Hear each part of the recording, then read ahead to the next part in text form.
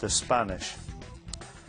And we will look more at that first half during half-time, but we're going to start half-time by talking about Gus, because it's been a slightly odd first 45 minutes for those of us in the studio, and particularly for Gus, because after 3.5 years as Brighton manager, whilst we've been on air this evening, Gus has been told that his contract has been terminated with Brighton and Hove Albion Football Club. Let me read you the statement that was issued on their website whilst we've been on air. Gus Poyet has been informed today by Brighton and Hove Albion Football Club's internal disciplinary panel that his employment has been terminated with immediate effect. This followed his suspension, an investigation and a subsequent formal disciplinary process.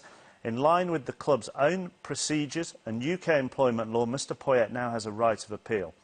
It goes on to say, as such, the club will make no further comment on this matter or recent LMA statement at this time. And you found out, Gus, by the production team printing the statement off and me handing it to you.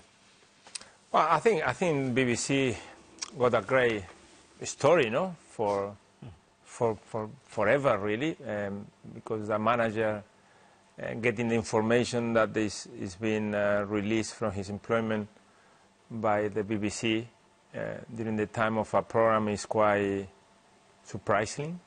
I still have no communication, no text, no email. I didn't receive anything in my phone. So it's all up to you and the timing. So I think it's going to be a story that is going to be there. Probably I'm the first one to be in this position as well.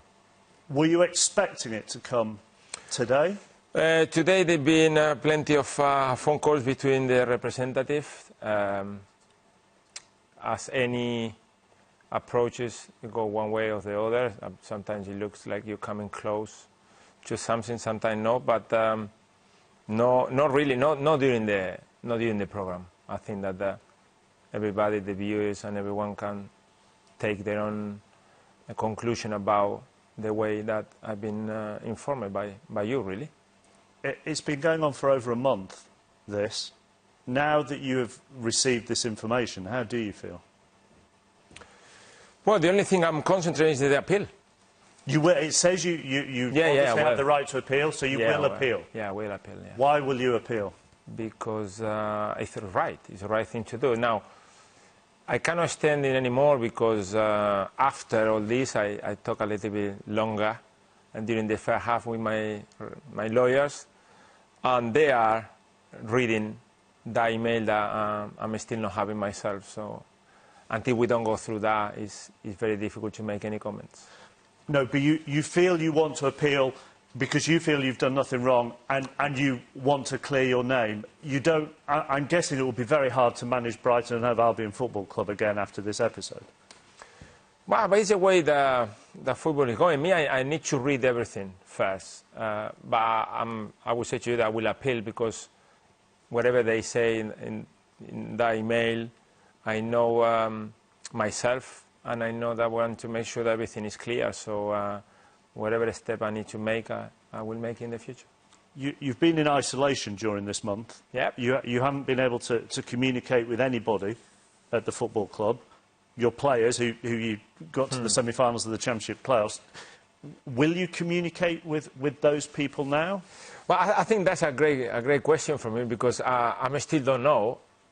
I suppose, reading the statement, that I will be able to talk to them, something that is been really sad, you know, because they gave me so much, they made me so proud, and not being able to answer a phone call, answer a text, or even an email for legal reasons is quite unusual for me. So I would like them now, if I get the permission, to make sure that they hear from me directly. One final thing. Why has it taken so long? And do you feel they're messing with your career? First question, so long, I think it's a question for them to answer. Because it was never in my hands. Messing with my career, we see. I think it's too early